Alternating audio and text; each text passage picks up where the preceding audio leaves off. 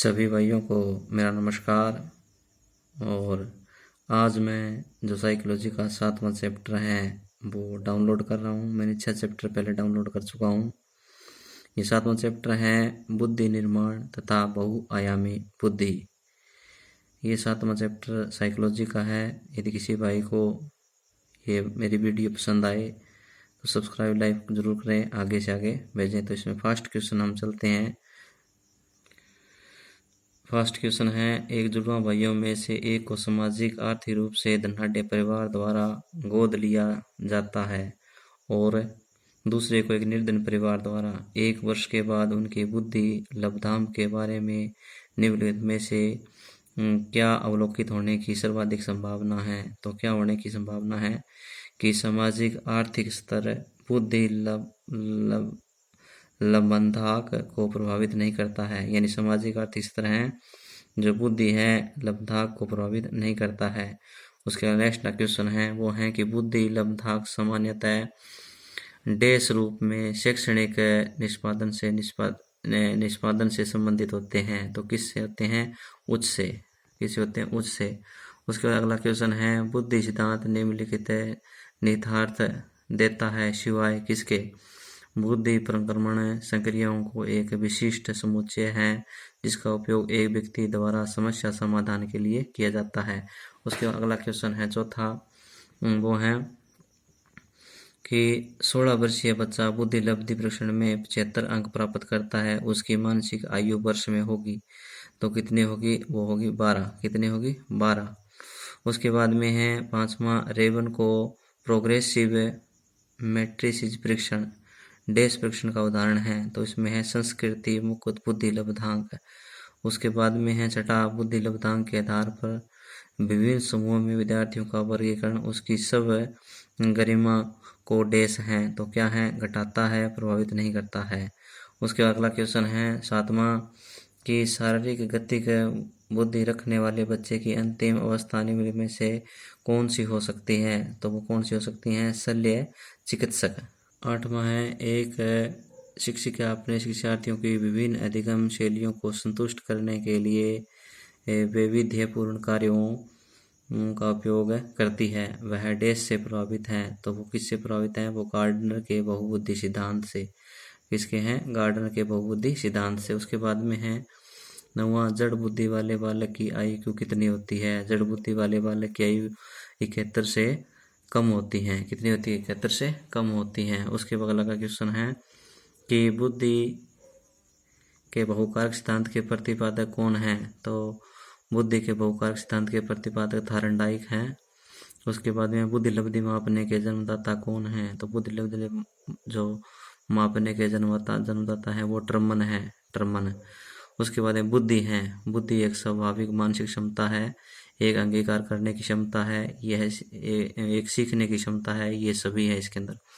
उसके बाद अगला क्वेश्चन है कि निम्न में से कौन सा बुद्धिमान बच्चे का लक्षण नहीं है? तो कौन सा नहीं है? वह जो लंबे निबंधों को बहुत जल्दी रटने की क्षमता रखता है, ये बुद्धिमान बच्चे का लक्षण नहीं है। उसके बाद में है कृतिका अक्सर घर में ज़्यादा बातें नहीं करती है लेकिन विद्यालय में वह काफ़ी क्या है? बात करती है। यह दर्शाता है कि उसके विचारों को विद्यालय में मान्यता मिलती है। उसके बाद अगला क्वेश्चन है वो है कि एक प्रमाणीकृत पठन परीक्षण लेने के लिए 5वीं कक्षा को प्रस्तुत करने में शिक्षक को अधिकाधिक परामर्श दिया जाता है कि वो है चौथा, परीक्षण में आने वाले समान प्रकार के प्रश्नोत्तर देने के लिए छात्रों को अभ्यास कराना। उसके अगला है बच्चे की बुद्धि लब्धि 90 से 110 के मध्य है तो वो कैसी होगी? वो सामान्य बुद्धि होगी। कैसे होगी? सामान्य बुद्धि। उसके बाद में अगला क्वेश्चन है कि कौन सा सिद्धांत व्यक्त करता है कि मानव मस्तिष्क एक बर्फ की बड़ी चट्टान के समान है जो कि अधिकांशतः छिपी रहती है एवं उसमें चेतन के 3 स्तर हैं। तो वो कौन सी है? मनोविश्लेषणात्मक सिद्धांत है। कौन सी है? मनोविश्लेषणात्मक सिद्धांत। उसके बाद अगला है किसी बच्चे के अमूर्त विचारों के संदर्भ में उसकी सोचने की योग्यता कहलाती है। क्या कहलाती है? उसकी बुद्धि। क्या कहलाती है? उसकी बुद्धि। अगला क्वेश्चन है किसी छात्र में किशोरावस्था के बाद तीव्र विकास होता है तो अमूर्त चिंतन संबंधी योग्यता का। उसके बाद अगला क्वेश्चन है कि बुद्धि से संबंधित गिलफोर्ड के सिद्धांत के अनुसार मानसिक प्रक्रिया में आधारभूत आयाम है तो क्या है? तो ये सक्रियता, सूचना सामग्री, उत्पाद है, ये सभी हैं। उसके बाद अगला क्वेश्चन है, किसी छात्र में आयु की विभिन्न अवस्थाओं में उस छात्र की बौद्धिक विकास हमेशा के साथ असमान रहेगा। उसके बाद से 22वां है, मानसिक रूप से पिछड़े बालक की बुद्धि लब्धि मानी गई है। तो वह मानसिक रूप से पिछड़े बालक की बुद्धि लब्धि है वो 70 से कम होती है। उसका 23वां है कि विद्यालयों में छात्रों की बुद्धिमा ज्ञात करने का प्रमुख उद्देश्य होता है। तो क्या होता है? छात्रों के अनुकूलन प्रत्याशाएं करना। उसके बाद 24वां क्वेश्चन है कि बुद्धि का एक कारक सिद्धांत निम्न में से किसके द्वारा प्रतिपादित किया गया था? तो वो है गिलफोर्ड के द्वारा। किसके द्वारा? गिलफोर्ड के द्वारा। 25वां है कि बुद्धि लब्धि के संबंध में सूचकांक क्या है? तो इसके सूचकांक क्या है? मानसिक विकास की दर। क्या है? मानसिक विकास की दर।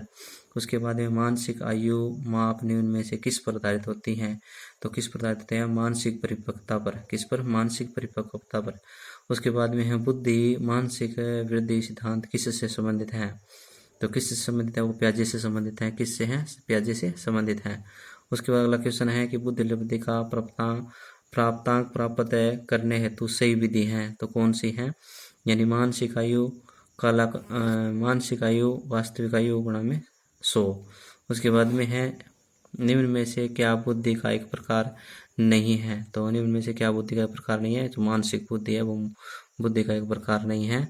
उसमें तीनों और बुद्धि के प्रकार। उसके बाद में है 30वां, छात्र क्रियाओं का बौद्धिक महत्व है विद्यार्थियों में ये सभी। उसके बाद में अगला क्वेश्चन है कि आपकी कक्षा का एक छात्र राज्य पढ़ाई, खेल कूद, सामूहिक कार्यक्रम आदि में सर्वश्रेष्ठ प्रदर्शन करता है। उसका अर्थ यह है कि वह बहुआयामी बुद्धि वाला छात्र है। क्या है? बहुआयामी बुद्धि वाला छात्र है। अगला क्वेश्चन है, अनपढ़ लोगों के सामूहिक परीक्षण के लिए निम्नलिखित में से कौन से परीक्षण अपनाए जाते हैं? तो वो कौन सा है? अवांछित समूह बुद्धि परीक्षण। उसका 33वां है, बुद्धि कार्य करने की एक विधि है। निम्न में से यह कथन किसका है? तो ये वुडवर्थ का है। बुद्धि कार्य करने की एक विधि है। निम्न में से कथन किसका है? वुडवर्थ का है। उसके बाद में है, निम्न में से क्या बुद्धि की एक विशेषता नहीं है? निम्न में से क्या बुद्धि की एक विशेषता नहीं है? तो वो है, यह समस्या को हल करने में सहायक नहीं है। उसके बाद में अगला है 35वां, निम्न में से क्या एक बुद्धि का प्रकार नहीं है?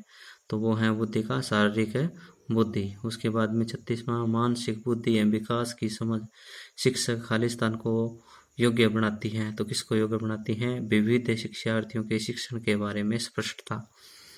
37वां है, डैश के अतिरिक्त बुद्धि के निम्नलिखित पक्षों को स्टेनबर्ग के त्रितंत्र सिद्धांत में संबोधित किया गया है। तो किसमें है? सामाजिक में। किसमें है? वो सामाजिक में। उसके बाद में जो 38वां है कि हार्वर्ड गार्डनर का बुद्धि का सिद्धांत डैश पर बल देता है। हार्वर्ड गार्डनर का बुद्धि का सिद्धांत किस पर बल देता है? वो है प्रत्येक व्यक्ति की विलक्षण योग्यताओं पर। प्रत्येक व्यक्ति की विलक्षण योग्यताओं पर। उसके बाद में अगला क्वेश्चन है कि बुद्धि एवं सृजनात्मकता में किस प्रकार का सहसंबंध पाया गया है? तो इसमें है धनात्मक। किस प्रकार का? है धनात्मक। उसके बाद में है 40वां क्वेश्चन है कि भाटिया बैटरी का प्रयोग निम्न में से किसके परीक्षण हेतु किया जाता है? तो भाटिया बैटरी का प्रयोग निम्न किसके परीक्षण हेतु किया जाता है? वो है बुद्धि परीक्षण हेतु। किसके लिए? बुद्धि। उसके बाद में जो 41वां है, थसर्टन एवं लिकर्टन निम्न में से किसके मापन से संबंधित हैं? थसर्टन और लिकर्टन निम्न में से किसके मापन से संबंधित हैं? वो है अभिवृद्धि। उसके बाद में अगला क्वेश्चन है कि बुद्धि लब्धि के संबंध में क्या सत्य हैं? तो क्या सत्य हैं कि कालानुक्रमिक आयु से व्युत्क्रमी संबंधित हैं। उसके बाद में अगला क्वेश्चन है, बुद्धि का तरल मोज़ेक मॉडल किसने दिया था? तो वो केटल ने दिया था। किसने दिया था? बुद्धि का तरल मोज़ेक मॉडल किसने दिया था? वो केटेल ने दिया था। तो ये 7वें चैप्टर के जो 43 क्वेश्चन थे। तो किसी भाई को ये पसंद आए तो लाइक और सब्सक्राइब जरूर करें, आगे से आगे जरूर भेजें। धन्यवाद।